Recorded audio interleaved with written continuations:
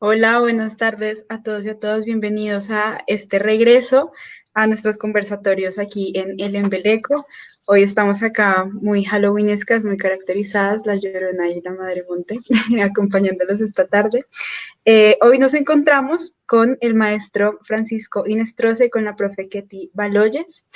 Son dos maestros dedicados a la danza, a las artes escénicas, que tienen una trayectoria muy bonita en torno a la danza del Chocó.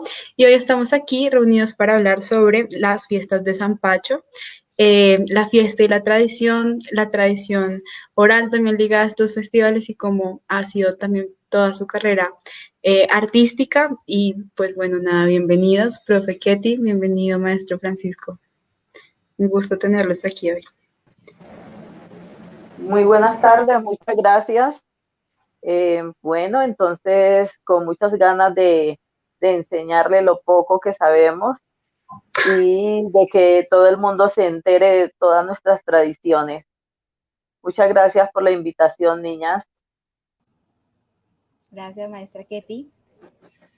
Buenas tardes a todos.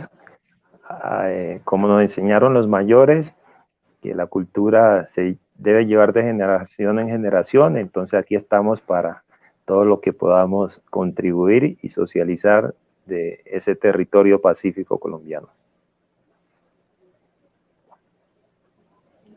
Bueno, muchísimas gracias Muchísimas gracias, maestra. a los dos por estar acá. Entonces, ¿qué les parece si para empezar nos van contando acerca de ustedes y cómo han llevado esa tradición del Festival de San Pacho a través de su vida? Cuenten, empecemos por ese lado.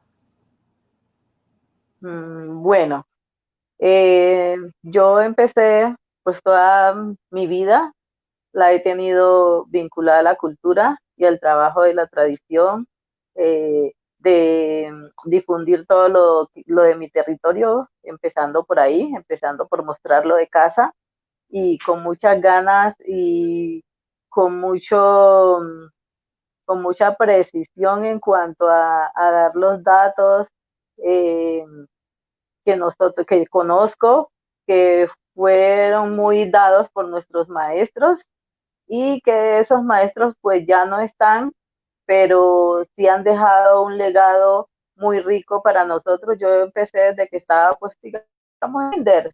Empecé con mis primeros pasitos de bailar y de participar en diferentes actividades y poco a poco me fui formando hasta ser la persona que soy. Entonces eso les cuento. Muchas gracias, profe Ketty. Adelante, maestro Francisco. Gracias. Sí, pues, ¿qué les puedo contar? Como nacimos en este territorio, las personas que nacemos en los territorios donde hay fiestas patronales, donde hay mucha naturaleza, digamos que eh, hay una relación muy fuerte con el legado de los mayores, con la historia ancestral del origen, con lo étnico. Entonces pensaría que desde niño en las calles los mayores nos enseñaban juegos y rondas para tenernos entretenidos y que no fuéramos lejos de la casa. Entonces, frente a la casa, salíamos porque hacía mucho calor y entonces un mayor siempre nos estaba guiando, nos estaba enseñando los juegos, las rondas y ahí íbamos cogiendo esa identidad desde niños, desde una forma muy vivencial, muy lúdica, que es una técnica acertada de los mayores.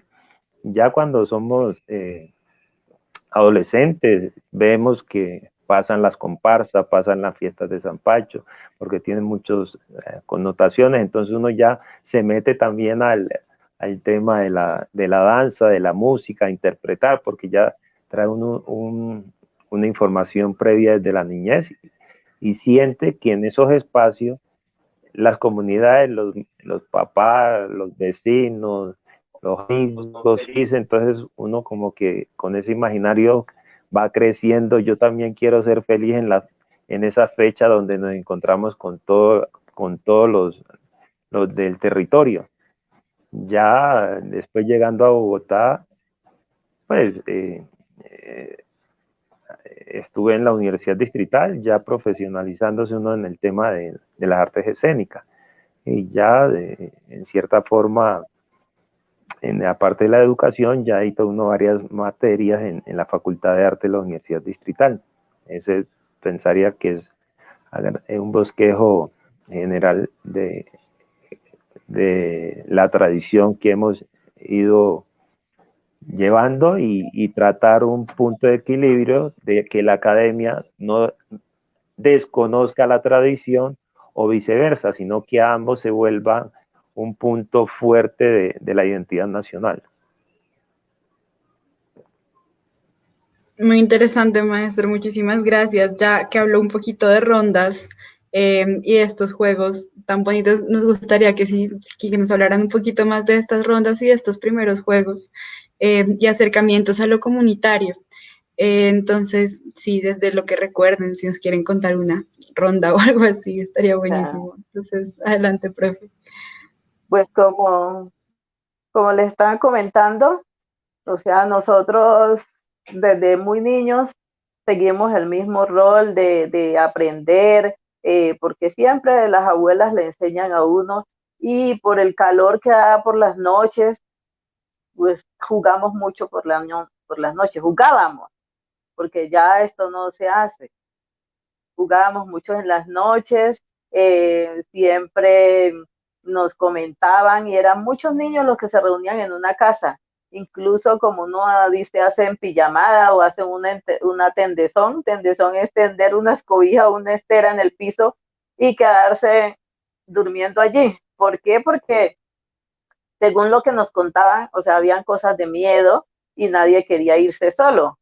Nadie quería irse pues a dormir a su casa o algo así, entonces se hacía como una especie de compartir, pero era y cada quien con sus temores. Entonces, si alguien se corría un poquito hacia el otro, pensaba era que ya había llegado del que habían hecho la relatoría a la abuela, ¿sí?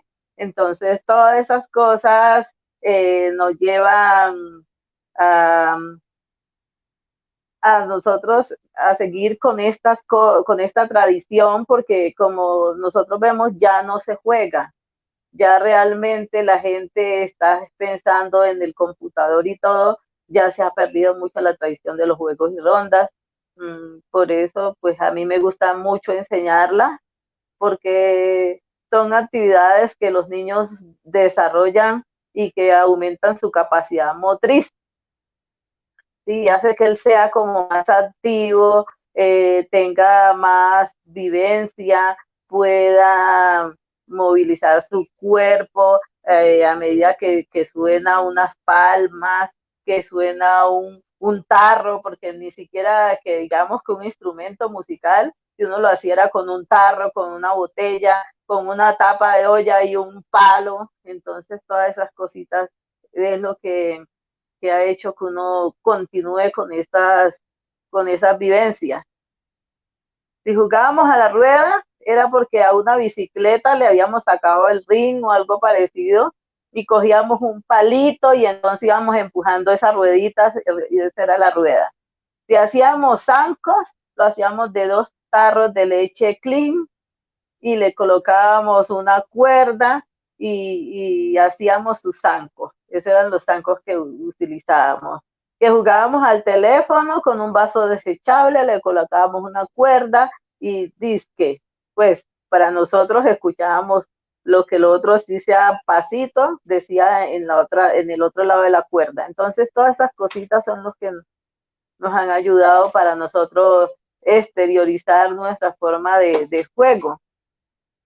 ¿Sí? Ya pues después en la academia y todas esas cosas se aprenden otras formas, pero no hay como como lo empírico, porque es muy acertado en cuanto a la formación de la persona como tal, ¿sí? Y que ve uno que ya esto no se está dando, que se ha desvirtualizado, siempre es bastante triste en este sentido. Sí, No sé si Francisco quiera aumentar. Sí, así empezábamos a imitar los instrumentos y de niños como imitábamos los instrumentos, íbamos aprendiendo cuál era el grupo musical, porque entonces cuando estábamos bailando, ay la rasquiñita, ahí me pica el cuerpo, ahí me está picando, ahí nos estábamos imitando las enfermedades de la región. Podía ser que le daban las fiebres altas que se llamaban basú, pero entonces los mayores lo llamaban, nos hacían jugar con esos términos que después más grande era que nosotros, era que comprendíamos que eso era una enfermedad del trópico y ya tenía entonces esa información. Si era con los instrumentos, entonces, ahí al son del clarinete, el cuerpo yo me da. Ahí al son de la tambora, el cuerpo yo me da. Ahí al son del platillo, el cuerpo yo me da. Entonces, miren que toda esa lúdica, aunque ellos de pronto por la edad no les decían, estos son los instrumentos de acá, de esta región, pero ahí uno los iba a caminar, tocar, íbamos aprendiendo el nombre, íbamos escuchando la sonorabilidad del instrumento, los sonidos que daban, y entonces era un afianciamiento de esta cultura musical también. A veces había una tambora y alguien hacía el pulso con la tambora y nos rotábamos. Por lo general, siempre no teníamos todos el mismo rol. El que tocaba la tambora, si teníamos un instrumento, cuando no, lo adaptábamos con los otros elementos que decía la maestra Ketty. También estábamos aprendiendo a la introducción de la premúsica. Y ya después uno dice, miércoles, pero a mí quién fue que me enseñó. Claro, desde los niños había aprendido. Si eran la imitación de los animales como gallinacito, bola, bola, ay, bola, bola, mi gallinazo. En ese momento uno se volvía un gallinazo. Entonces uno ya había observado a los animales. Ay, gallinacito, salta y salta, ay, salta, salta, mi gallinazo. Gallinacito, copia, copia. Gallinacito, pica, pica. Y ahí todo ese desarrollo de lo que hacían el gallinazo, estas aves o la tortuga que también había. Entonces eran muy diversas realmente las temáticas que desde pequeños compartíamos desde los juegos y las rondas. Entonces comprendíamos después ya, el grupo musical son la suma de estos diferentes instrumentos y que se llama el grupo de chirimía. Pero entonces, por eso ya, cuando nosotros decíamos, pero en el sur, entonces apareciera la marimba, porque entonces está dividido el Pacífico y cada quien, esas mismas rondas pueden estar en el Pacífico Sur, pero con ese grupo musical que se da diferente del norte al sur.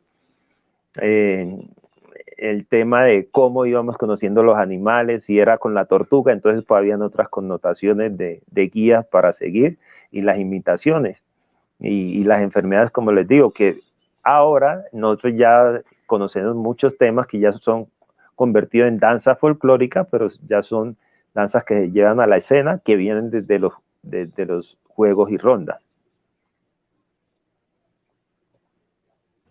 Wow, qué bello, maestro, muchísimas gracias. Me interesaría preguntarle acerca de, ya con todos sus conocimientos que, como dice la profe Ketty, son empíricos, que cuando ya se dieron cuenta como que ya había una estructura ya formalizada de alguna manera, ¿cómo es ya enseñar esto como ya desde la parte académica a los niños o a los jóvenes que se están acercando apenas como a estas expresiones folclóricas y de tradición oral, a todo este folclore demosófico, como sin perder esa parte de la esencia de que haya sido como desde la misma casa, desde el mismo barrio, como ese reto que representa? Para los dos la pregunta, obvio.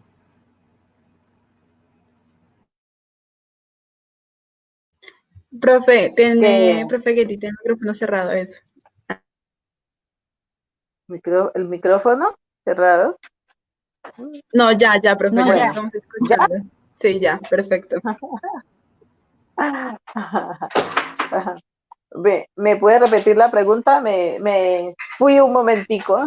Ay, profe, tenaz.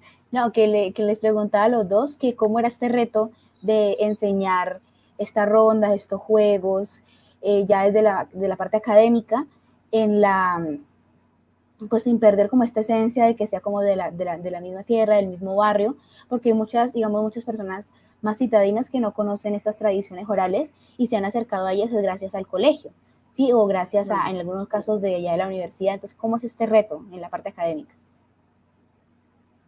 Pues es bastante como para uno satisfactorio cuando los estudiantes aprenden, ¿sí? Cuando no lo aprenden, bueno, hay veces que uno insiste tanto hasta que al fin llega a tener ese disfrute de las cosas que está enseñando, ¿sí? Y es muy rico también que uno pasa por un espacio y está alguien por ahí cantando lo que uno le enseñó. Yo me acuerdo que ahí en la Nacional, yo tenía un estudiante y él me decía, profe, yo sé que nunca voy a aprender a bailar, pero sí yo quiero estar como a su lado, quiero aprender muchas cosas de su región. Y entonces él, a veces que me decían los otros, profe, por allá está Emilio silbando con su música, con el maquerule y todo eso. Entonces yo decía, ay, también, qué chévere. Entonces son cosas que le llenan a uno que en medio de todo lo que uno enseña no se quedan esas cuatro paredes de pronto de la institución o del espacio de que uno enseñó, sino que va más allá.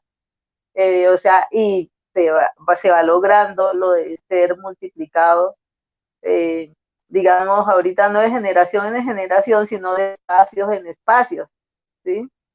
Y que la gente está aprovechando esos saberes y como yo siempre les digo a diferentes espacios, que nosotros debemos aprovechar y cuando tenemos la capacidad de enseñarles a un espacio donde están unos niños o algo, hay que aprovechar, porque ellos han perdido esas vivencias y eso es algo muy hermoso para ellos. Entonces sería como bueno, sí me parece. Sí, podríamos decir también que en este tema de la tradición y la academia, ambos tienen, hay una técnica, aunque pensemos que la tradición no tiene una técnica, pero recordemos que antes que existieran las facultades de arte, que existieran las academias constituidas, las organizaciones como tal, antes que estuvieran, ya la tradición, hace muchos años ya estaban con estas temáticas. Cuando llega a la academia como que sistematiza lo que viene de la tradición. Entonces podemos decir que una cosa no hubiera podido existir si no hubiera estado la otra antes. Entonces eso es un reto que ahí es que les explicaba en el momento, que cómo se vuelven importantes tanto la tradición como lo académico. Entonces, digamos, hay ya uno en el rol de docente o en las ciudades, que ya uno está trabajando en facultades de artes o en corporaciones o organizaciones culturales. En mi caso, lo que trato de hacer es tener presentes esas dos técnicas y formas que una engrandece a la otra y viceversa. Digamos, en lo tradicional, como podemos, en la técnica lo tradicional nos escuchan más a desarrollar el oído rítmico, nos enseñan más a desarrollar la expresión, no, el lenguaje corporal, el lenguaje no verbal, porque recuerden que después que uno aprende a hablar, es que uno cree que si uno no habla, no lo entienden, pero la corporalidad del lenguaje no verbal se puede decir que tiene más tiempo de desarrollo, porque uno se comunica es con el cuerpo y la mamá sabe cuando uno tiene hambre y todas estas, ya, entonces digamos que desde la tradición Y la danza y la música desarrolla uno el oído rítmico, desarrolla el cuerpo, desarrolla estos elementos de canto y de expresión. En lo académico, digamos que esos pulsos y esos ritmos que hacemos con el cuerpo, ya en la academia ya le damos unos nombres que son las notas musicales y que son los compases. Eso ya podemos decir que es un lenguaje técnico académico. Ya hablamos de planimetría, ya hablamos de coreografía, ya hablamos de puestas en escena, de composición coreográfica, de escenarios, porque en la tradición el escenario también por lo general es la calle o son espacios abiertos, los patios de las casas. Ya hablamos del teatro, que son estos espacios que ya están definidos. Entonces también la corporalidad y la forma de interpretar tiene una intención diferente cuando tú lo llevas a un escenario que cuando lo haces desde la tradición que es en un campo abierto. Entonces digamos que las personas que ya van a la academia, en mi caso, aprendan los dos conceptos, las dos técnicas, lo tradicional y lo académico, y eso les ayude más para enriquecer todo sus nuevas propuestas, se puede llamar, y sostener en cierta forma la tradición. Ese es como un reto que a diario tengo con las personas que están en la Facultad de Arte.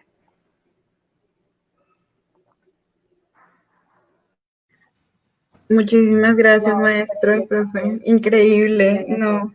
Me quedan sonando muchísimas cosas de la potencia del juego y lo importante que es volver a jugar para hacer en serio y para, sí, para bailar en serio, para sentir en serio. Profes, maestros, yo quería preguntarles sobre, pues ya entrando un poquito más en el territorio, hablando ya de las fiestas patronales, cómo se transforman justamente todas estas dinámicas tradicionales del juego de la ronda cuando llegan las fiestas patronales. ¿Cómo se empieza a vivir todo? Adelante, profe Ketty. El micrófono, profe.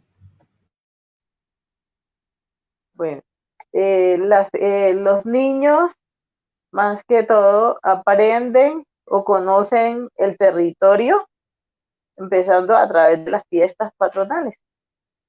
¿Por qué? Porque ellos, los papás, por decir algo, hay una comparsa dentro de la fiesta, un recorrido de un barrio a otro, o ya en la fiesta grande, como es el recorrido por los 12 barrios que están en la Junta Central. Entonces los niños, ellos van en su comparsa y la mamá le dice, usted solamente se sale de la comparsa cuando regrese acá con todo el grupo, porque ahí entonces ellos van mirando, van bailando, van gozando, bueno, se encuentran con un familiar, lo saludan y siguen ahí metidos y realmente hasta que llegan al barrio. Entonces los niños más que todo, esa es la forma de como los primeros pininos, como uno dice, para conocer el territorio, ¿sí? En las fiestas patronales, que sucede algo dentro del barrio, entonces ellos van agarrados a los papás, a los abuelos, a los hermanos, los tíos, ¿sí? Y como siempre, esa relación de vecinos, que el del lado, ay, no vas a mandar a los niños, no, yo te los cuido, yo te los llevo, y los papás de unos confiaban mucho en eso, en el cuidado del vecino, como persona mayor y como responsable, pues ellos dejaban, si yo no puedo llevar a mis hijos, ay, voy a decirle a Natalia que me los lleve, voy a decirle a Erika que me los lleven para que vayan, participen en la actividad. Pero hoy en día, pues esto no se está realizando. Esto en cierta forma se está como retomando para lo de la fiesta, pero llegó un momento que así no se veía como los niños en estos espacios, aunque en el territorio de nosotros siempre se ha buscado que los niños estén vinculados 100% en todas estas actividades, ¿sí? Entonces ya empieza como a conocer de ahí, desde muy pequeño, lo de las fiestas patronales, porque empiezan en ese sentido.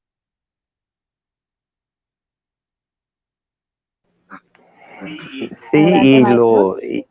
y los nuevos tiempos, podemos decir que desde el 2012 que la UNESCO da la declaratoria a las fiestas de San Pacho, entonces ya la organización también busca unas herramientas participativas más desde las fechas, digamos el 19 de septiembre es el día que salen el San Pachito, se puede decir, el San Pachito, porque es más ubicado a los niños y a las entidades que hay en la región. Entonces ahí vemos que los hogares de bienestar familiar, eso es una diversidad de colores, de saltos, de gritos, de canto, porque ese es el día que cada grupo de niños hace sus comparsas y van con sus músicos, van con su vestuario, van con sus elementos de fiesta y digamos que esto desde el 2012 que la UNESCO da esta connotación, la fiesta también se va cambiando y va dándole un espacio importante a las edades y entre estos los niños. Digamos, en el pasado, digamos, les cuento una anécdota, la primera vez que yo me perdí fue en una comparsa de San Pacho, que tenía 5 años, y pues yo vi que pasaba la comparsa y todo el mundo iba alegre y todo el mundo iba cantando, pues yo también salí a la puerta de la casa y me fui detrás de la comparsa. Y entonces pues era el susto en la casa que ve ahí este muchacho se perdió, ¿qué le habrá pasado? Pero no es como ahora, no es los tiempos de ustedes que ahora uno piensa que le pasó algo malo. Allá los papás no pensaban que le pasaron algo, que haya pasado algo malo, sino que se perdió y será que puede regresar, pero no. Entonces, en la casa yo estaba perdido y qué susto, ¿no? Y yo que iba en mi comparsa iba lo más de feliz sin pensar que me había perdido ni nada. Para mí yo iba normal, aunque no conociera, por decir algo. Hasta cuando sentí fue el jalón que me andaban buscando y me sacaron de la comparsa y yo, pero mamá, pero yo no estaba perdido, yo iba con la comparsa. Entonces miren toda esa lúdica que hay en el territorio que antes los niños, pues si no le daban permiso, no era que uno se fuera volado, sino que era la energía del momento que uno terminaba también en la comparsa. El otro espacio en el pasado era que si el papá y la mamá iban a ir, entonces le hacían su vestuario también al niño. Entonces se convertían no en unas comparsas formales de grupo, sino partes de comparsa de cada familia. Si eran solo 2 hijos, todos iban con su vestuario, iba la mamá, el papá, o iban los vecinos también, o se ponían de acuerdo. Entonces las comparsas eran de un número siempre diferente porque todo el mundo compartía. Era un recorrido realmente de diversidad de colores, de vestuarios y de sabores y de música. Y ya las comparsas Claro. constituidas, pues que podemos decir que ya sí son los grupos representativos que ya hacen unas puestas en escena muy diferentes.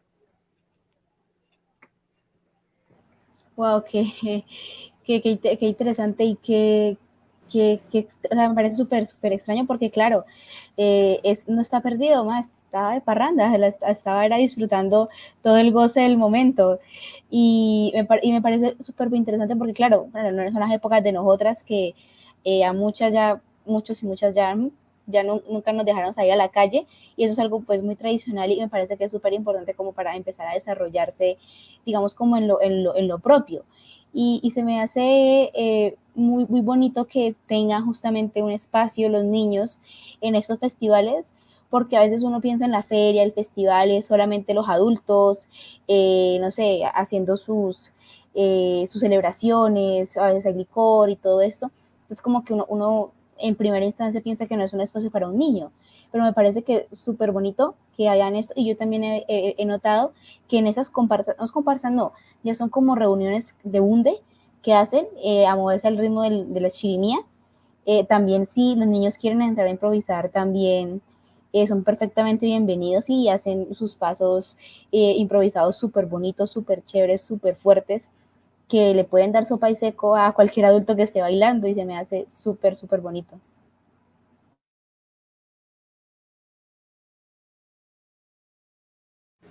Bueno, a mí me gustaría aquí hacer otra pregunta. Ah, el maestro iba a decir algo.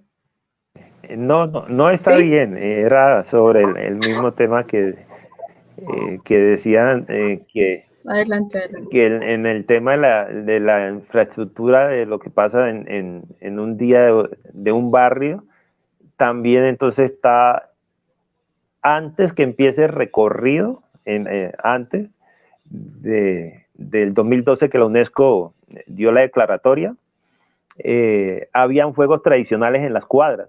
O sea, por ahí desde las 10 de la mañana se jugaba el arrancayuca, los hoyitos y muchos otros. Siempre había lúdica en los barrios y uno jugaba pues también micro y todas estas cosas, pero antes jugaba los juegos tradicionales.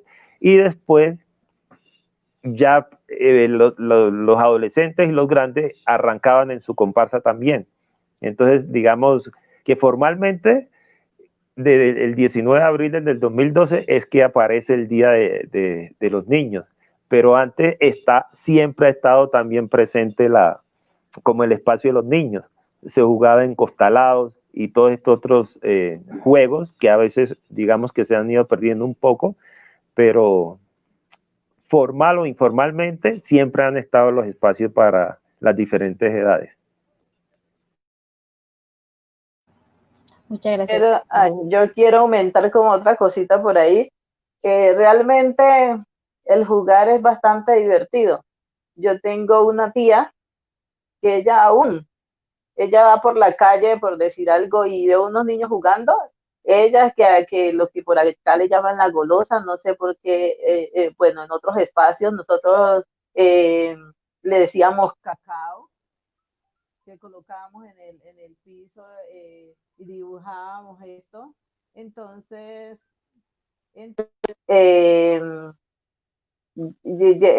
hacíamos las casillitas y todo y tirábamos bien sea un pedacito de barro o maticas que arrancábamos con raicitas de los pisos y ella se ponía a jugar y ella aún lo hace. O sea, ella es muy divertida y muy, ¿qué? Muy metida en todo lo que sea diversión. Ahorita, cuando nos adentremos más sobre las fiestas de San Pacho, ahí ella es una buena ¿qué? Compañía de Pachito en las fiestas de San Pacho. No, me imagino, profe, por supuesto. Bueno, justamente como usted decía, como que ya sería bueno empezar a hablar como de las festividades de San Pacho. Y tenemos claro que como que la influencia de San Pacho en el Chocó, como se ha estudiado de algunas maneras, como muchos antropólogos han anotado, viene por justamente la llegada de los franciscanos a este territorio. Si usted nos pudieran ampliar un poquitico más como estos sucesos y el por qué empieza el Festival de San Pacho, por qué se crea este festival.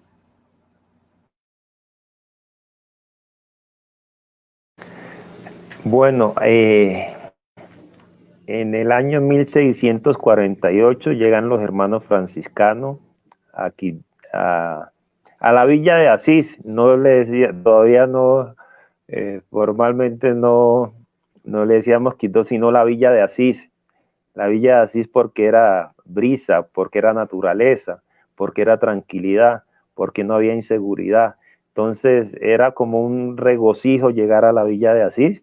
Así lo, lo manifestó en sus tiempos Fray Matías Abad, que eso era un remanso de paz, de armonía y de caricias del río Atrato con el que llegaba allá.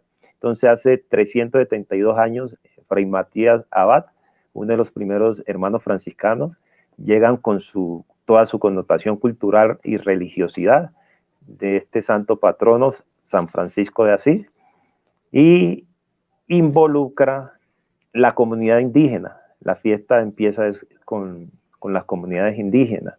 Se dice que iban en una canoa 15 indígenas y los frailes franciscanos, y una persona de la comunidad indígena iba tocando también la campana, como dándole la entrada pues a toda esta religiosidad. digamos que los hermanos franciscanos llegan con toda la connotación religiosa y después de esta connotación, digamos que las comunidades indígenas no fueron tan receptivas con el tema de la religiosidad, porque ellos también tenían sus dioses, su forma de pensar, su cosmovisión, y en cierta forma en ese entonces no existía la inseguridad que por ahora vemos que nos llegan de los medios de comunicación. Entonces nuestras comunidades indígenas del departamento del Chocó y del Pacífico, ellos no les gustaba vivir realmente en la ciudad capital, en Quibdó.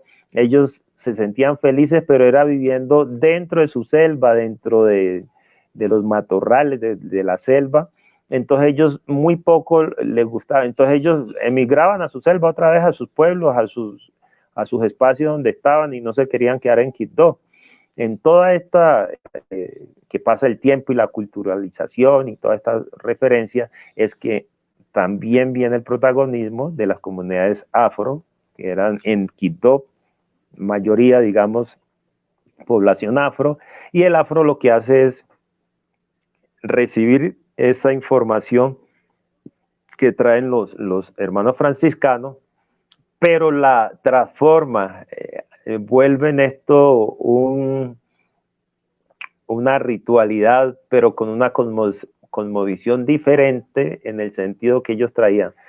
Ellos por ancestralidad tenían sus deidades que venían desde África y las mezclaron en este mestizaje positivo y enriquecedor con ese mundo grandioso que también, pues Europa, África y en la región que se encuentran todas estas características, y yo diría ya con un término muy personal que digo, humanizan entonces el tema de San Francisco de Asís. ¿Lo humanizan en qué sentido? Ya no es el santo solamente en la religiosidad, en el sentido que es solo la iglesia, sino que ese santo y se sigue creyendo en él y se sigue dándole todas las energías y la forma para que nos vaya mejor, pero se saca de la iglesia y recorre cuando inició eran solo 3 barrios, recorren los 3 barrios, Yesquita, Yesca Grande y Alameda, y se vuelve un poco más, diría yo, humano, porque entonces el afro lo siente como que es un ser más de ese territorio, ya no lo piensa como si fuera el imaginario que es de Europa, no, San Francisco de Asís para los chocuanos y para los quibdoseños y los que creemos en él, la fe que le tenemos a San Pacho es un chocuano más, ya no lo mitificamos como como llegó a Europa, entonces porque era europeo fue que gustó, no, y otra de las cosas importantes es la vida de San Asís. San Francisco de Asís es el santo, pues en la religión católica, que protege la naturaleza, protege los animales y que tenía mucha abundancia en su familia y deja todo por ir a proteger estos espacios diferentes del mundo y de la vida. Y entonces creo que esa vida de San Francisco de Asís también como que nos conecta con lo que son las personas del Pacífico y cómo se adaptan al territorio y cómo quieren a su territorio y cómo en términos de ahora no quieren que haya minería ilegal porque están envenenando el agua, están envenenando la vida.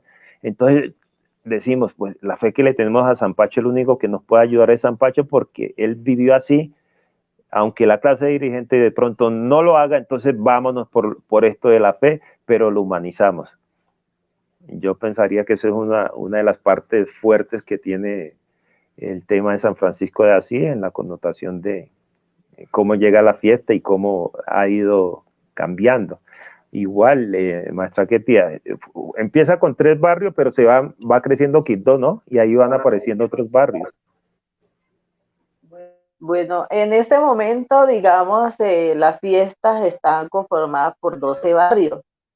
Estos 12 barrios se encargan de una serie de actividades para sostener la fiesta. Hay una parte que es religiosa y otra parte que es cultural festiva. Yo le diría cultural porque se hacen diferentes actividades donde aprendemos, como lo había mencionado, los juegos, las rondas. Fuera de eso se hacen competencias de diferentes actividades, se hace concursos gastronómicos y todas esas cosas, entonces eso mueve la parte cultural. Y ahí está incluido nuestro folclore demosófico. Y la parte de la religiosidad, que es todos los honores que le hace a San Pacho, por ser el protector de nuestra comunidad, y que siempre 100% está vinculado con nuestras fiestas. Nuestras fiestas no es solo de bailar, divertirse, sino que en medio de la diversión también vamos a la iglesia, participamos en oraciones, cada barrio tiene su forma de hacerle honor al santo dentro de estas festividades, y pues el pueblo disfruta de todo esto, ¿sí? No importa que esté amanecido, pero allá llega a la iglesia a la hora que toca la misa, ¿sí? Se queda uno dormido en las sillas de la iglesia, pero ahí está presente. Entonces son todas esas cosas que nos conllevan a la diversión. Este es como un mundo diferente, porque no no en todos los sitios se viven estas fiestas como se vive en el Chocó, en Quibdó, ¿sí? Porque cada quien tiene su idiosincrasia, tiene su forma de llegar a las personas, de llegar a la comunidad, pero nuestras fiestas realmente son únicas, por todo el sentido de pertenencia que nosotros tenemos con nuestras fiestas y toda el realce que le damos a nuestro santo patrono. Igual esto une gente, une personas, digamos, cuando se llegan las fiestas, nadie tiene como esos rencores, esas enemistades y esas cosas. Eso es compartir, lo más importante es compartir, tener esa vivencia, el disfrute de las fiestas como tales. Entonces eso es lo que nos conlleva, digamos, a tener como, en cierta forma, esa tranquilidad que la tecnología y otras cosas nos han dañado, porque nosotros teníamos un territorio muy tranquilo, ¿sí? Donde nosotros dormíamos con las puertas abiertas, no había ningún problema. Llegaba el vecino, ay, vecino tiene la puerta abierta, o así terminaba, no se perdía nada. Ahora, pues, con todo lo de todo lo que estamos viviendo, del progreso, de todo el proceso de industrialización y todo, pues todas esas cosas se van perdiendo, ¿sí? Ya no tenemos nuestras abuelas que nos sentamos a echar chiste, porque los niños a veces no lo quieren hacer, pero en medio de todo, toda la comunidad habla, y entonces vamos a hacer una actividad con los niños, y allá aparecen los niños de mi tía, de mi prima, de mi vecina, todos aparecen allá. Entonces, esas son cosas que vamos logrando y vamos recuperando. Muy chévere. De anotar también dentro de la fe que se le tiene. Dentro de la fe que se le tiene a San Pacho en el territorio, otra anécdota, mi abuela me comentó antes de ir que en 1966 un gran incendio, pero solo existían los tres primeros barrios que iniciaron la fiesta, Yesquita, Yesca Grande y Alameda. Sobre la parte central, a orillas del río, la relación comercial se tenía era con turcos, así como escuchamos que en Cartagena hay una población turca muy grande, y más, que ha quedado más en el Caribe. En Quibdó también los turcos fueron fuertes porque llegaban por el río Atrato, todavía no había, digamos, carretera ni esto. La comunicación de Quibdó era por el río de Cartagena, llegaban los barcos a Quibdó, era todo el comercio, y ellos vivían a orillas del río Atrato, en unas casas de madera de 2 pisos muy altas, donde iba terminando las casas de los turcos, que eran los comerciantes en ese entonces, y era más tranquila la vida, ahí en la iglesia, donde terminaba el barrio de los turcos, y hacia abajo vivían como las personas de la región, pues, los nativos.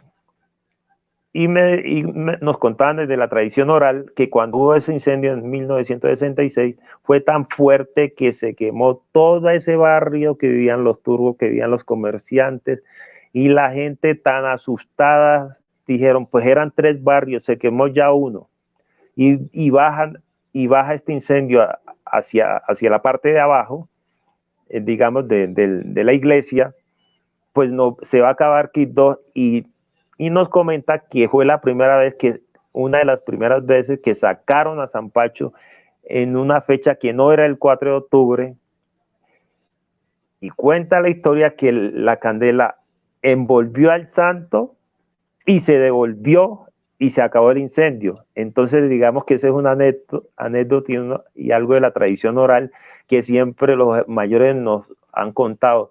Si no hubiera sido por San Pacho, nosotros no existiríamos, porque mire que el incendio se acabó por San Francisco de Asís. Entonces, estos son milagros que también hay otra connotación de mitos, de creencias, de relatos que existen. Entonces, son muchas particularidades de la historia, de la geografía, que se vuelve un sincretismo mágico y una herencia de africanidad que se da en ese territorio.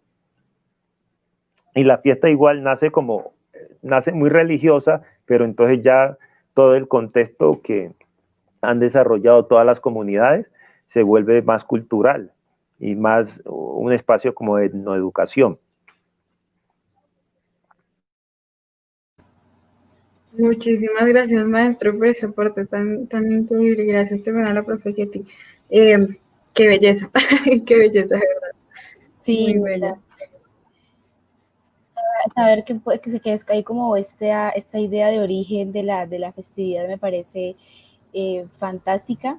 Y además justamente que cuando hablan como de estas festividades de, no sé, por ejemplo, en este caso San Pacho, en el Quibdó, o San Juan y San Pedro, San Pedro y San Juan, en el Tolima, como que uno primero tiene esta idea de que es simple, como esta herencia meramente europea, y que no hay nada de relación en cuanto a las muchas mezclas que hemos tenido acá, a los muchos encuentros con diferentes culturas, y se me hace muy, muy, muy interesante y muy bonito que resalten estas historias tradicionales por las cuales, como que sí, hay como este mito, por este decirlo, mito de origen acerca de la festividad. Entonces me parece que sería muy importante como ponerlas a existir un poco más entre la boca de las personas, como para que no hayan como estas malas interpretaciones a veces de las festividades, no sé, pero se me hace fantástico, en serio. Y también todo lo mítico que envuelve estas festividades, que me parece, pues es una potencia también tremenda, y entender realmente lo que significan los patronos en estos territorios. Y pues gracias de verdad por esa contribución, maestro, estuvo muy interesante. Y hablando también un poquito ya en sí de las fiestas, y yéndonos también un poquito hacia lo que nos hablaban ahorita de las historias de los abuelos y todo esto de la tradición oral, me gustaría que nos hablaran un poco también sobre qué personajes aparecen en las fiestas de San Pacho, cuando sí, quienes salen a las comparsas, cuáles son esos personajes icónicos que siempre están por ahí. Bueno, había un señor que se llamaba Vicente Romaña, y a él le decían Vicente el Pollo. Y de hecho los muchachos le decían Pío. Cuando ese señor le decía Pío, él, mejor dicho, quería era acabar con la persona, ¿sí? Pero era una persona que siempre se mantenía muy pulcro, siempre usaba ropa azul, ropa oscura, más que todo azul, su saco con tremendo calor, pero él vestía con su saco y su corbatín, vestido completo de saco y corbatín. A esta persona se le dio como el privilegio de leer el bando en Quibdó. el bando? Es una serie de puntos importantes que se realizan para la fiesta, ¿sí? Entonces, allí dice, digamos, por ejemplo, las niñas no pueden tomar de tal y tal hora, ¿sí? Son cosas que van ligadas, muy ligadas con las festividades. Entonces, ese señor era el que hacía la lectura del bando. Había un grupo de mujeres de un barrio específico que se llama La Yesquita. A esa señora le decían el Club 28. Ya eran señoras de edad muy avanzada, pero ellas en ese día, ellas se cambiaban totalmente. Eso era como un cambio extremo, porque ellas se ponían minifaldas, se ponían blusas cortas, tacones de plataforma en esos tiempos altísimos, se maquillaban y se colocaban todos sus accesorios, sus collares, aretes y salían con unas sombrillas, ¿sí? Y entonces ellas recorrían el pueblo, eh, y hacían mucho, pues, como divertir, reír a las personas. Yo particularmente, pues, tuve la fortuna que las conocí. De hecho, también conocí a Vicente el Pollo, porque uno como estudiante salía del colegio y de pronto se iba a dar una vuelta y se encontraba a Vicente el Pollo, y uno le decía Pío, y a ese señor le decía pues cualquier cosa y tenía una memoria excelente. Él decía, uno se lo encontraba por otro lado y él quedaba mirando a uno como, esta fue la que me dijo Pío el otro día. Y le decía cosas, sí, de diferentes, como uno dice, diferentes calibres. Entonces, eso es de los personajes que yo más recuerdo dentro de las fiestas. Pues ya habían otros a otros que uno le decía Rutilio, pero ese señor, él de espalda y tiraba una piedra y a alguien le caía, ¿sí? A alguien le caía la piedra. Otros que le decían Fosforito, son personajes, pero los más representativos así era, digamos, Vicente el Pollo y el Club 28, de los que yo recuerdo. Ya es de los temas como en educación, digamos que el tema en educación es un tema nuevo para nosotros, porque entre las secretarías de educación de la ley 70 del 92 es que se habla de la educación y de la cátedra de estudio afrocolombiana, por el tema que no muchas comunidades afro no se veían referenciados en la educación formal, en la escuela, en el bachillerato. Entonces, digamos que en el pasado, que no existía como la etnoeducación como cátedra, como estudio en el salón de clase, en el lenguaje, en la educación formal, yo diría que en lo cultural lo teníamos, porque esos ya son los temas que se desarrollan. Entonces encontrábamos en el folclore literario personajes como Miguel Caicedo Mena. Miguel Caicedo Mena fue uno de los grandes escritores y grandes maestros de la literatura del departamento del Chocó. Él tiene muchos libros, muchas publicaciones, muchos poemas, y yo creo que dentro de esos poemas de Miguel A. Caicedo es que encontramos todos estos términos que a veces manejamos nosotros, el bunde, el revolú. Hay un tema que se llama negra del bunde amargo, y cuando él especifica lo que es la negra del bunde amargo, entonces una mujer feliz toda la vida, una mujer que sabía de todos los ritmos, que tocaba, cantaba lavado, cantaba chihualo, pero bailaba excelentemente. Entonces, toda esa folclore literario que nos deja Miguel Caicedo Mena, pensaría que es que ahora lo encontramos nosotros en estos tiempos diferentes, que los muchachos dicen bunde, y uno dice, pero ¿dónde habrán sacado ese término bunde? Claro, y empieza uno a analizar los poemas de Miguel Caicedo, él hace 50, 60 años, ahí están esos términos, que en cierta forma el afro, y acá en este territorio, le ha venido dando otros significados también, pero tiene su historia y tiene su origen y tiene su guía del folclore literario. Así conocemos también a César Rivas Lara, que es uno de los grandes también escritores del departamento del Chocó. Sergio Mosquera es uno de los investigadores que tiene un museo que se llama Buntu Bantú, que es el museo, uno de los museos de Latinoamérica que mejor historia representa todo el recorrido que tuvieron que hacer los africanos para llegar a América. Entonces, ese también allá en el Pacífico está ese museo que es muy importante y que resalta mucho la cultura. Ahí también aparece el folclore musical.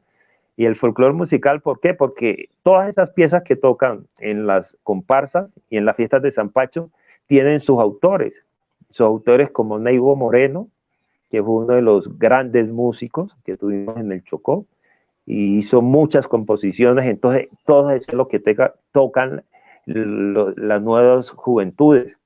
Está Nicolás Salamandra, Daniel Rodríguez, Leonidas Valencia, Octavio Paneso, entre muchos otros. Así van apareciendo entonces toda la historia de la cultura, que no se vuelve como si fuera solo moverse por moverse, tocar por tocar, sino que son unas composiciones musicales muy bien hechas, de estos que recuerdo en este momento. Igual el folclore danzario con Maolia de Diego, Ninosca Salamandra, la maestra Ketty, Heriberto Valencia, y entre muchos otros, que en la misma fiesta miren que hay componentes diferentes en cada momento y en cada temática, están presentes.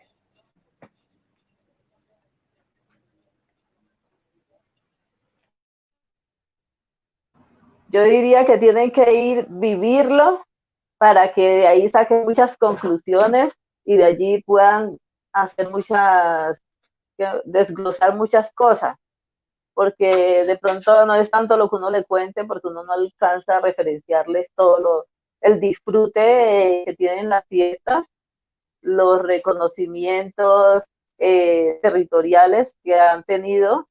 Entonces todas esas cosas nos ayudan como a crecer.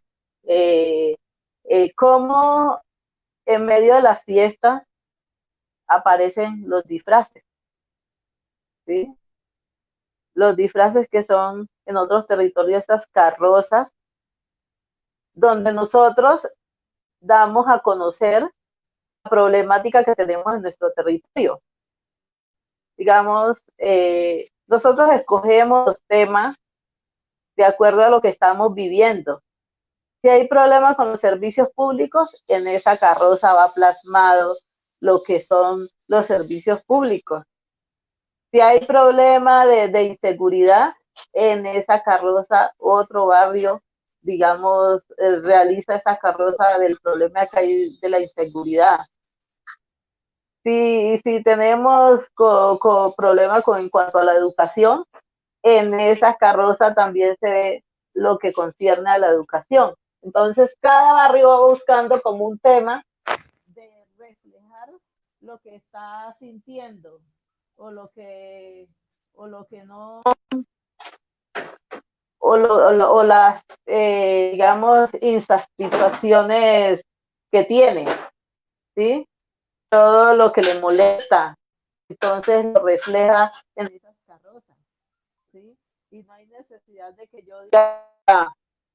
yo diga esto no me gusta así, sino que ahí digamos, en un formato grande, que son las carrozas, allí está reflejadas las inconformidades que tenemos.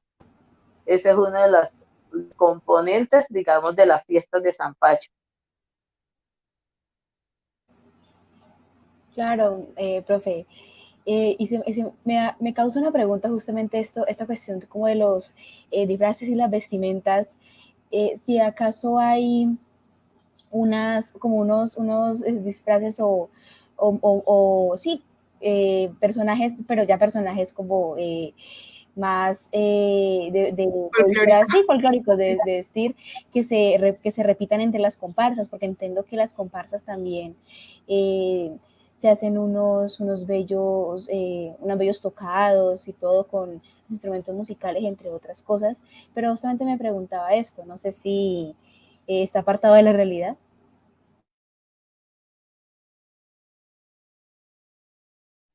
Pues todo es un sentido de conexión con lo que está pasando, ¿sí? Muchas veces, pues dentro, uno organiza la comparsa según, según el sentido que le quiera dar. Los vestuarios son como a libertad del grupo, porque muchas veces uno lo hace por calles, la comparsa, o toda la comunidad de barrio, nos vamos a vestir todo de esta forma. Cada quien busca cómo conseguirse sus vestuarios, porque allí no tiene aporte de ningún lado. Es cada familia o cada institución también colabora a veces con lo de los disfraces, pero uno busca un diseñador y uno dice, yo quiero hacerme un vestido así, o uno mismo lo crea, lo elabora, bien sea cosiéndolo con la vecina, mejor dicho. Por eso es que hay mucha hermandad dentro de las fiestas. Digamos que primero mi barrio, donde yo nací, donde me crié y donde vive mi familia, todavía es Cristo Rey. Entonces yo participo en las fiestas de Cristo Rey, pero tengo amistades en la Alameda, por decir algo, que es donde vive Francisco. Tengo amistades en otro barrio que se llama El Silencio, La Yesquita. Entonces, si mi bolsillo me da los recursos para participar en otras comparsas, yo adquiero el vestido de la otra comparsa y participo con esas cosas. O sea, ya no me quedo, digamos que mi barrio es este y yo solamente bailo con este barrio, sino que yo me voy al disfrute de toda la fiesta, ¿sí? Eso ya no es que no, solamente ese barrio y nada más, no, yo disfruto donde el bolsillo me dé, digo yo, mi forma de expresión, porque de ahí es que tengo que sacar la plata para comprar los disfraces, el vestuario que necesito. Entonces yo, según la capacidad que tenga, puedo participar en todos los barrios, o dos, o tres, o uno, que es el mío, pues, ¿por qué? Porque es el mío, pero no tengo así la plata, pero tampoco me dicen que no asista, porque al finalizar, digamos, las comparsas, hay un pedacito donde va el revolú. Ahí va la gente que tenga vestuario, que no tenga vestuario, que quiera sentir más la música, que quiera ir brincando, saltando, y no como en la comparsa que van con pasos elaborados, que uno impone un paso y el otro lo repite, que va uno como guardando esa alineación. Entonces ya en el revolú, eso es el disfrute total, donde todo el mundo suda como quiera, salta como quiera, se viste como quiere. Entonces no hay ninguna de esas clases. Y en todas las comparsas, en todos los barrios, hay revolú. Entonces, eso es el espacio libre que tenemos de disfrute. Igual en esa misma línea, recordemos que el vestuario en las fiestas de San Pacho para la comparsa se llama el caché. Entonces, todo el mundo se manda a hacer su caché y el mejor caché porque es el día que le toca a mi barrio. Eso es como uno se quiere lucir el día que le toca al barrio, y entonces por eso cada quien aspira a ser un caché superior a todos los que han salido, y que mi barrio sea el más colorido, el más alegre, el más de conexión música, danza, y el más de felicidad. El caché tiene un premio, la mejor comparsa, con su mejor vestuario tiene un premio, pero podemos decir que ha ido evolucionando la fiesta, y volvemos a retomar la declaratoria que hace la UNESCO en el 2012.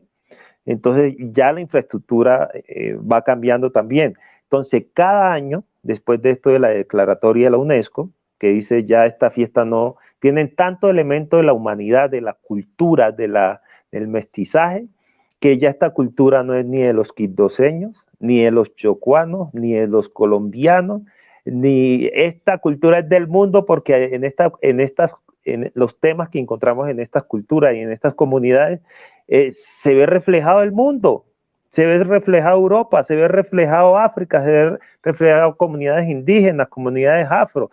Entonces, por eso la UNESCO dice, no, esto tiene un desarrollo grandioso, pero entonces ya se le da también una nueva connotación, porque ya es un reto más fuerte cuando la UNESCO le da una declaratoria de una fiesta.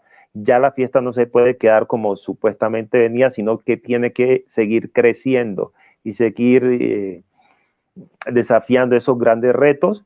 Entonces ahí podemos decir que cada año, después del 2012, la fiesta tiene una temática establecida por la Junta Central. Entonces, desde el 2012, digamos, hay un año que fue el Río Atrato. Entonces, sobre ese tema que pone la Junta Central, sobre eso se crea vestuario, sobre eso se crea formas de tocar, formas de expresar, y entonces ya se vuelven como unas puestas en escena, porque está el tema que vamos a escenificar en lo que vamos a hacer durante todo el día que le toca a cada barrio.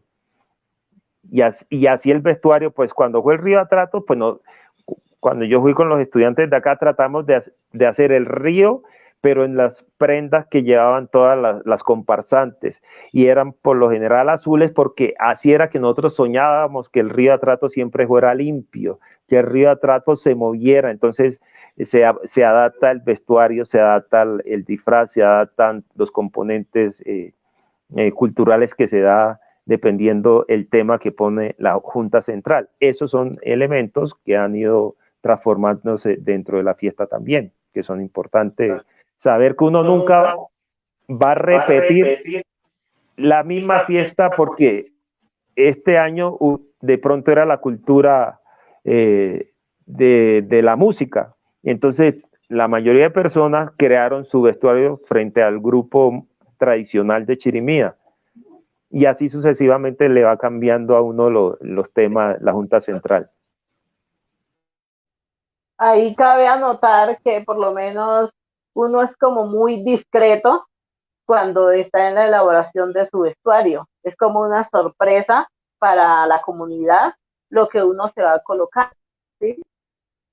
Como yo les digo, yo soy del barrio Cristo Rey, yo a ninguna persona le digo, ay, vamos a hacer este vestuario y todas esas cosas. Igualmente todo el mundo está como muy callado, está como muy, como dice uno, consagrado en la elaboración de su vestuario y cómo le va a quedar ese vestuario y qué impacto va a tener ese vestuario, ¿sí? Por eso yo no digo, mi vestuario va a ser de tal forma y vamos a hacer vestuario de tal colores y tal colores. No, todo el mundo está callado para cuando salga pues la sorpresa y este es mi vestido y tal cosa y uy, como está de bonito, no me gustó. Bueno, cada quien da sus apreciaciones, pero todo es una sorpresa. Cada quien respeta como el espacio de cada quien en esa, como uno dice, en esa confidencia de estar callados en cuanto a la elaboración de su vestuario, ¿sí? De igualmente, pues también uno tiene que hablar de la parte religiosa y que esta tiene una gran importancia en el territorio, ¿sí? Y esto lo hacemos todos los días. Nosotros rezamos todos los días y se rumbea todos los días de la fiesta, hasta el último día. Entonces, todas esas cosas son las que nos dan fuerza para seguir divirtiéndonos, y ya en la parte religiosa se hacen diferentes actividades en la iglesia. Cada barrio hace sus actividades, se pasea, digamos, del barrio a la iglesia, se deja en la iglesia y al otro día se asiste a misa y vuelve el santo a otro barrio, vuelve y se pasea con la chirimía y todas esas actividades se hacen noche tras noche. No sé si el maestro quiera aumentar. Pues de pronto quisiera participarles qué es lo que pasa en un día.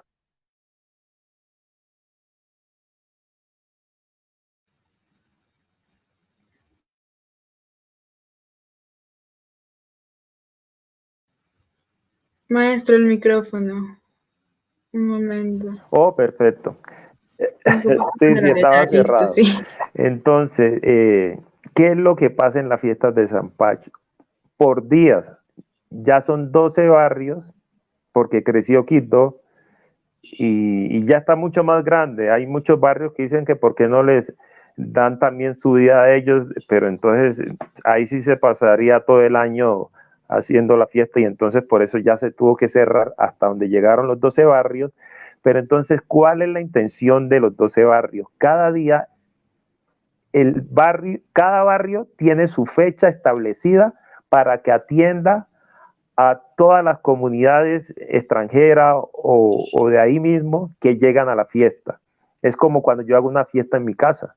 Cuando yo hago una fiesta en mi casa, yo quiero que todo el mundo esté bien atendido, que todo el mundo disfrute, que todo el mundo coma. Mire que ahí aparece entonces también la gastronomía.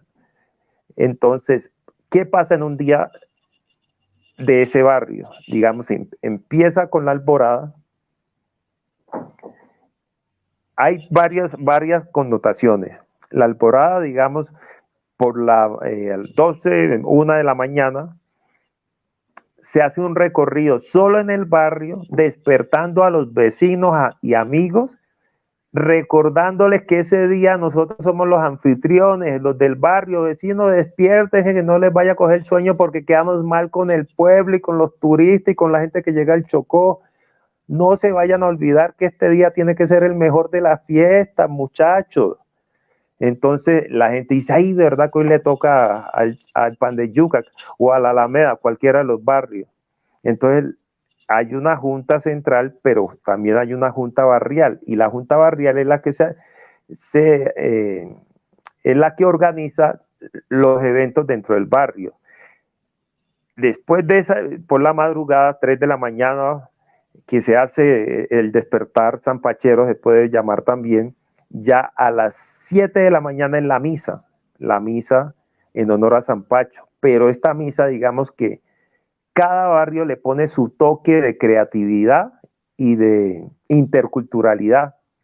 Entonces se hace la misa, se termina la misa cultural con los elementos de la región también, y el legado pues que tiene Europa con la religión católica.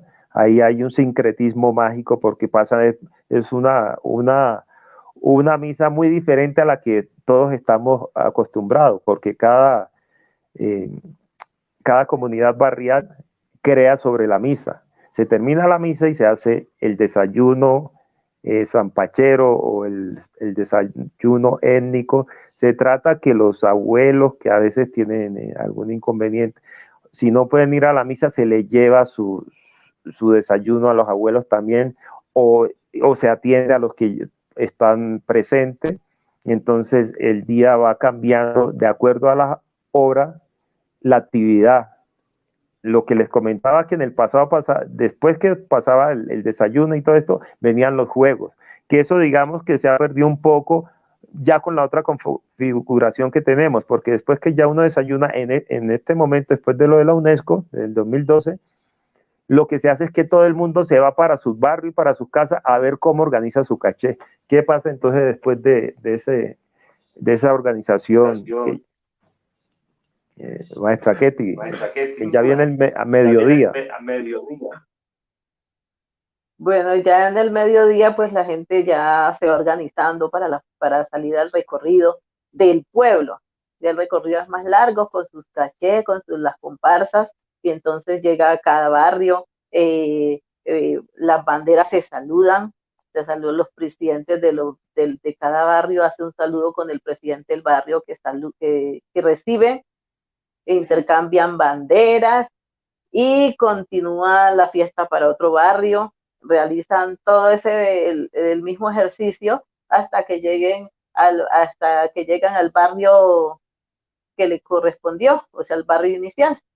Entonces, ya de allí la gente descansa un rato, vuelve con el santo a la iglesia, le hace sus honores, se lleva el santo con música, chirimía, y se hace la misa, y luego se regresa la gente al barrio a hacer la verbena, o sea, la fiesta por la noche donde yo voy a recibir, yo soy la reina de mi barrio, entonces yo espero a mis amistades con comida, música, les guardo picada, les guardo trago, ahí aparece el biche y todas esas bebidas artesanales, el guarapo, aparecen dentro de la fiesta.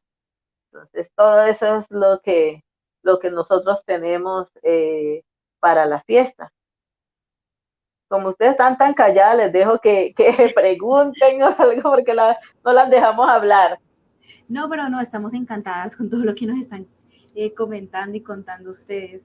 No sé, Eri, si tengas alguna pregunta, porque tenemos preguntas bastante interesantes en los comentarios y que nos han hecho por otras redes sociales. Entonces, Eri.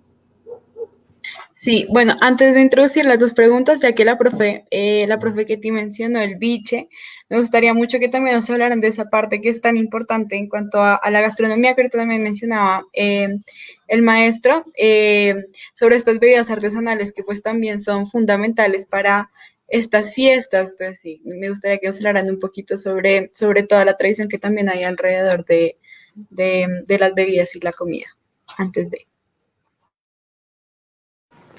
Bueno, el biche es una bebida muy tradicional de todo el territorio como del Pacífico en sí, porque no solamente en el Chocó, sino en el Pacífico, que es el Pacífico Norte, sino que en el Pacífico Sur también se elaboran diferentes bebidas y el biche es como la base del aguardiente, como tal, ya más destilado, ya más procesado, es como la base. Esta bebida pues es de caña, eh, se fermenta y luego tiene su proceso de destilación. Hasta ahí llego porque no sé qué tanto proceso le hacen, porque nunca he visto, como dicen, he ido a un alambique a mirar el proceso de elaboración del biche. Entonces, yo diría que hasta ahí llego. No sé si Francisco tenga algo más por aumentar.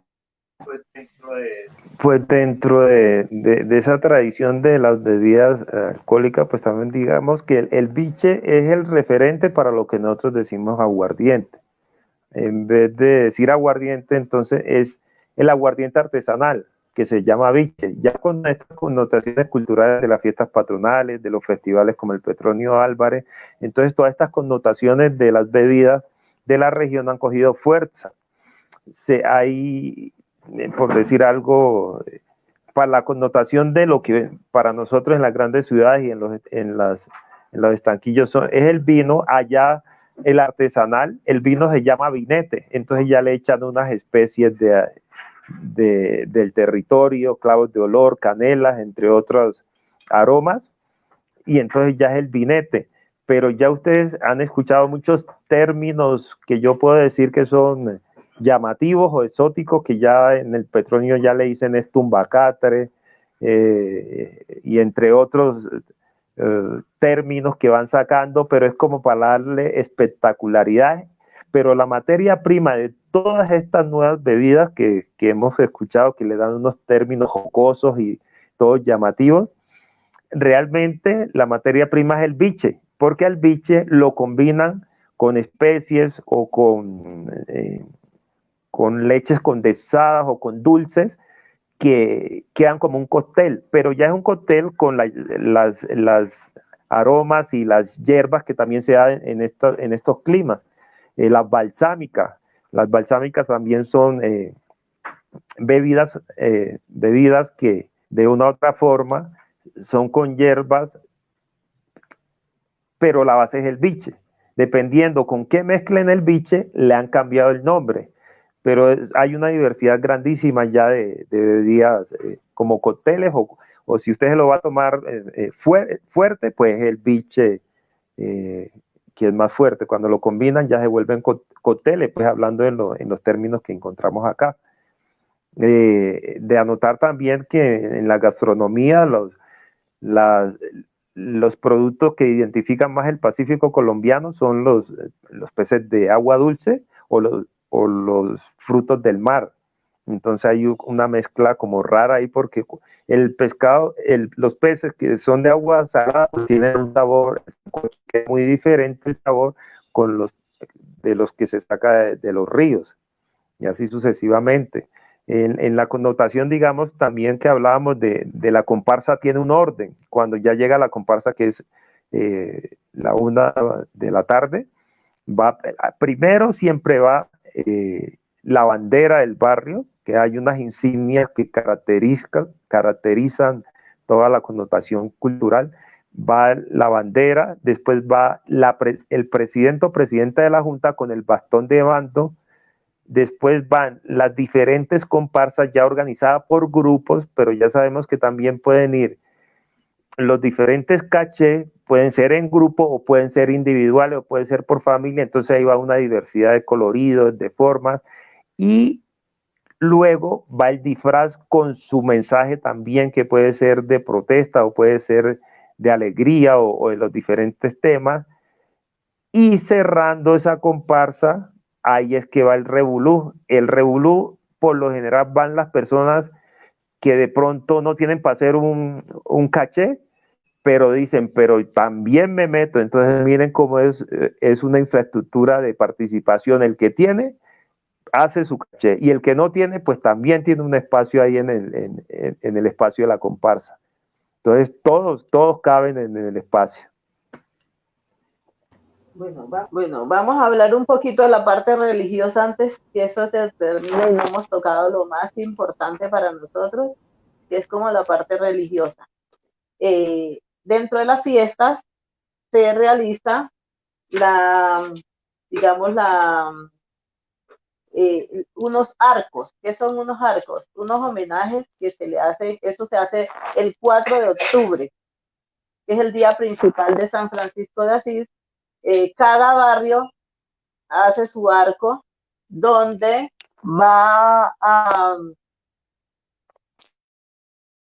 este pasaje bíblico de la Biblia y que a ese día se reza en todo el pueblo y luego en todo el pueblo y luego llegamos al sitio, se cantan los gozos, que es un homenaje a San Francisco de Asís, y se muestra, cuando uno dice que se muestra como el milagro entonces dice, hay una palabrita específica de los arcos, entonces se llaman arcos. Por ejemplo, yo cojo el pasaje bíblico donde San Juan Bautista bautizó a Jesús.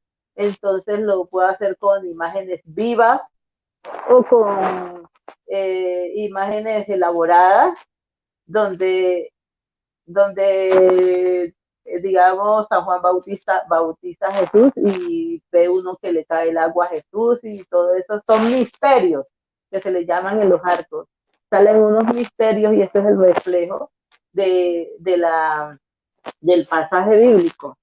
Y nosotros continuamos por todos los barrios vamos cantando y rezando. Y ahí es que se interpreta en cada llegada al barrio cuando, digamos, hay una mesa principal y cuando se va bajando el santo para la mesa y es que se entona Gloria, Gloria, Francisco, cantemos. ¿Sí? Ese es el principio y ahí empieza a salir el misterio que se tiene en ese arco en determinado barrio. ¿Sí? Entonces, eso les cuento. Sí. Digamos que ese es el himno a San Francisco que hizo un franciscano, un hermano fraile, Nicolás Medrano, y entonces nos deja ese legado también. No es que ese himno haya llegado con los franciscanos, sino que la vivencia que tuvieron los franciscanos y que también aprendieron de esa cultura afro y esa cultura mestiza que había en el territorio, fue tan fuerte que ellos hasta crearon un himno a San Pacho, que ese es el himno que nace en ese territorio y que se le canta a San Francisco de Asís. Digamos que ese himno no surgió en Italia, sino que nació en el territorio. La connotación también del 19, que ya sabemos qué pasa en el 19, desde el 19 de septiembre, que es el de San Pachito, el de los niños, pues, ya el 20 son todas las entidades, salen todas las banderas y salen las entidades con su caché también. Y desde el 21 hasta el 2 de octubre, cada barrio tiene su día para que se haga lo mejor de sí en atender y disfrutar y disfrute y la felicidad de las fiestas de San Pacho. El 3 de octubre salen todos los barrios y las mejores comparsas, que esta infraestructura que les estoy dando, parte de lo de la UNESCO desde 2012, que les digo que hay cosas que se han ido reformando. Entonces, en cada día que sale, se sacan las 3 mejores comparsas para que salgan el 3 de octubre cada uno con su disfraz, el 3 de octubre, porque ahí el jurado está calificando las mejores comparsas para ver cuál es la que va a ganar ese año, cuál es el mejor disfraz, el mejor mensaje, la mejor convivencia, y ya el gran día, que todo lo que hablamos de carnaval y de felicidad y de gritos y de fiesta, se convierte realmente Quibdó en un pueblo silencioso, un pueblo que solo se siente y se escucha en la brisa del río Atrato, porque ese es el día especial que va a salir San Francisco de Asís a protegernos y a bendecirnos todo nuestro territorio. Entonces ya toda esa magia del carnaval se convierte en una magia religiosa y ahí es que aparecen todos los arcos que está diciendo la maestra Ketty, que cada barrio trata de hacer un misterio, el misterio más especial cuando el santo llega a su barrio. Entonces ahí están los misterios que puede ser de la vida de San Francisco o todo ese legado que pues también los hermanos franciscanos nos contaron que hizo San Francisco de Asís, que también tiene una premiación, el mejor arco. El santo sale, digamos, a la 1 de la tarde, así como sale la comparsa y sale el carnaval, y puede estar llegando el 4 de octubre a las 7 o 6 de la noche, otra vez entra San Francisco a la catedral.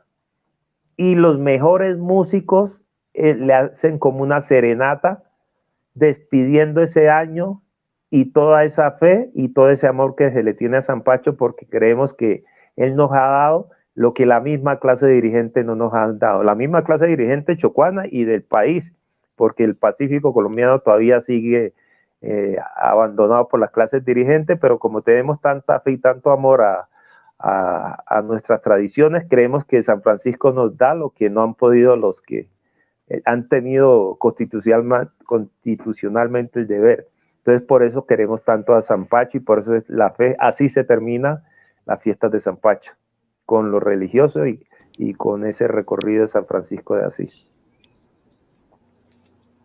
Muchísimas gracias, maestra. Muchísimas gracias. Estuvo esa última, como ese cambio tan abrupto que se hace al final, cuando ya es el momento como de alabanza a San Pacho, me parece precioso como lo narran ustedes. Entonces, como para ya en la recta final de este maravilloso en vivo del que nos están acompañando, Andrés Hernández nos dice: me gustaría preguntarles cuáles son los consejos para el buen disfrute y respeto que le dan a los turistas que quieren conocer las ciudades de San Pacho. Un gran saludo desde Bogotá. Pues primero que todo, ir con buena disposición de disfrute, de diversión, de conocer todo el contexto de nuestra fiesta. Pues yo pienso que eso es como lo más importante, tener mente abierta a vivir cada momento que se da en esta fiesta, tanto lo cultural como lo religioso, el disfrute de la gastronomía, el disfrute de todo lo que es de oralidad, ¿sí? Y no que solo sea como de pronto de emborracharse y todo, ¿no? Sino de vivir cada momento que se da en una forma muy sobria, disfrutar de las bebidas, sí, pero también en una forma muy sobria para que así el aprendizaje y la difusión sea mejor. Porque si yo llego y disfruto muy bien, pues tengo la oportunidad de difundir bien la fiesta. Pero si yo lo hago y no sé ni dónde estuve, entonces, pues cada quien lo vive a su forma, pero yo diría que ese es mi consejo, disfrutar la fiesta de una forma muy centrada para tener la oportunidad o darse la oportunidad de compartir esos diferentes espacios y traer los aprendizajes de esos diferentes espacios.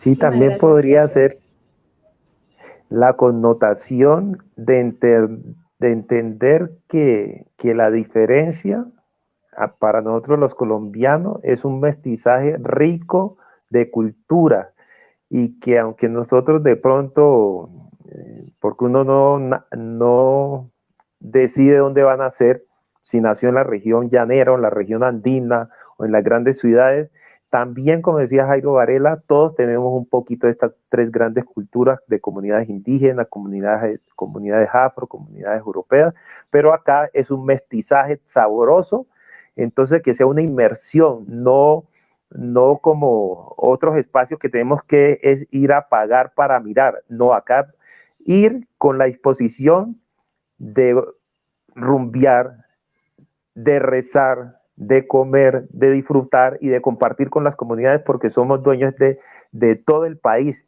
No nos sintamos que ese territorio es como de otro, sino el territorio nos pertenece a todos. Entonces, que sea una inmersión de felicidad cuando compartir con el territorio y las comunidades. Que las comunidades de esta región son muy dadas a tratar bien al que llega y a compartirles todo este legado que los mayores nos han ido dejando de generación en generación. Muchísimas gracias, maestro. Y nos tendrán por allá. Seguramente si toda la situación global se soluciona un poco. Dale, Erika. Y por allá andaremos en el Zampacho.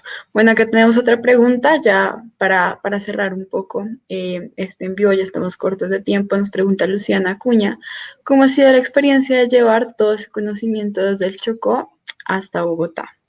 Entonces, bueno, adelante, maestros, los dejamos hablar de sus experiencias. Pues el gran reto que nosotros tenemos como yo diría, como difusores de nuestra cultura, es hacerles saber que existe un Chocó, que existe un territorio que está abierto para todos ustedes.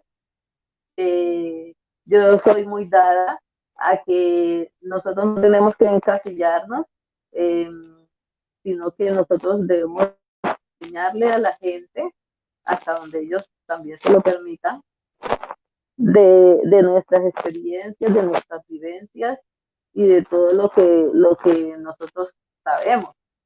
Pues uno no debe ser como tan egoísta. Pues de pronto también hay unos límites, pero cuando hay personas que se le acercan a uno, si uno puede colaborarlo o quieren conocer de nuestro territorio, pues yo lo hago con mucho gusto, ¿sí? Lo hago con ese gusto de saber que de verdad hay otras personas que están interesadas en saber cómo es nuestra forma de vida, cómo es nuestra cultura, cómo ha sido nuestro proceso en medio de otro territorio, porque realmente nosotros acogemos mucho a la gente. Nos gusta que mucha gente vaya a nuestro territorio, disfrute de nuestros ríos, porque tenemos unos ríos espectaculares, unas cascadas hermosas, unos territorios donde todavía, digamos, tenemos Aniquí, que es como un paraíso, ya la parte más costera, porque Quibdó, que es la capital, es más límite con Antioquia.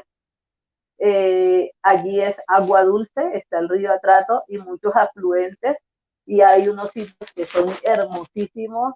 Hay ríos que tienen aguas medicinales. Eh, Mejor dicho, no les sigo contando porque daño la sorpresa. Mejor es que se acerquen al territorio y lleguen para que tengan esos disfrutes. Dentro del tema de la participación, pensaría que las personas que hemos nacido en Quibdó, en la villa de Asís, como decían antes, eh, y así como esos legados que vemos en el mundo de legados de africanidad, pero transformados con las fiestas de San Pacho, una adaptación de esas tres grandes culturas, podemos decir que el quindoseño, donde va por cuestiones, por lo general, el porcentaje más alto en los años atrás de las personas del Chocó y del Quibdó que salían era a estudiar. Digamos que todo eso ha cambiado, pero ese fue su inicio. Y casi siempre nos mandaban a estudiar los padres a nosotros porque en el Chocó solo existía licenciatura, entonces se estudiaban era para ser docentes, pero ya la realidad de la educación allá es diferente porque están muchas más universidades, pero en ese entonces los que salíamos de allá siempre salíamos con esa nostalgia, como quien dice, ay, me voy del Chocó y este año entonces ya no me va a tocar seguir en mis fiestas patronales, pero entonces la participación en los diferentes departamentos ha sido muy positiva, y como en Bogotá la participación ya tiene también unos componentes dentro de las mismas administraciones, de las mismas localidades, entonces nosotros acá hemos hecho eh, varias entidades han hecho fiestas de San Pacho en la localidad de Osa, en Kennedy, en la Candelaria, lo hemos hecho nosotros con la Corporación de Encuentro, y ha sido por localidades, y hemos hecho también con el Ministerio de Culturas eventos en honor a las fiestas de San Pacho desde los grandes teatros, Colferia, y así en diferentes espacios. Bogotá ha sido una de las ciudades que nos ha acogido con ese legado que traemos cultural, y lo hemos seguido manteniendo con de pronto hijos de chocuanos o de gente del Pacífico o de cualquier otra región que se han acercado también a esta cultura de las fiestas de San Pacho. Entonces ha sido otra forma de mestizaje, de relacionarse con otras ciudades. En Medellín también hay unas fiestas de San Pacho como acuerdo de ciudad. En el Valle del Cauca, en Cali, también se hacen las fiestas de San Pacho, en Villavicencio, en San José del Guaviares. Entonces podemos decir que donde han llegado los chocuanos y los quitoseños, con ellos han llevado guardado su cultura para socializarlos en la parte del país donde llegan.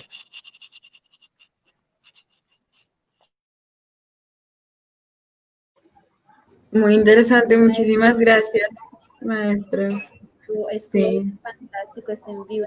Muchísimas gracias por habernos acompañado esta horita y 40 minutos. Realmente ha sido para nosotras una experiencia muy bonita poder verlos acá, aunque estemos tan lejos por las circunstancias, pero en serio les agradecemos muchísimo por habernos acompañado, y espero que sigamos hablando, sigamos divulgando todas estas culturas y que nos veamos muy pronto. Así es, muchísimas gracias a los dos por hacer parte de este espacio. De verdad, muchísimas gracias a las personas que estuvieron con nosotros en este en vivo. Y pues nada, que se sigan construyendo estos caminos y ojalá muy pronto podamos volver a vernos. Ojalá que el próximo encuentro sea en persona y no virtual. Muchas gracias realmente por la invitación, por darnos el espacio para que mucha gente se entere de lo rico que es nuestro territorio. natal, que es el departamento del Chocó y sus fiestas de San Francisco de Asís, y todo lo que tiene que ver con lo que es el departamento. Entonces, muchísimas gracias a ustedes por tenernos en cuenta para este espacio. A ustedes, por ser tan interesadas, sus edades, tan prontas edades de la cultura colombiana, que eso nos da una identidad nacional diferente a todas las otras partes del mundo, y ya que quedan matriculadas como zampacheras, cuando hagamos fiestas de Zampacho aquí, o cuando vamos a hacer investigación allá del Chocó desde la fiesta, y a todas las personas que se conectaron, el Pacífico es de todo el país también. Muchísimas gracias. Entonces, hasta pronto. Muy pronto, hasta luego. Muchísimas gracias a todos, hasta luego.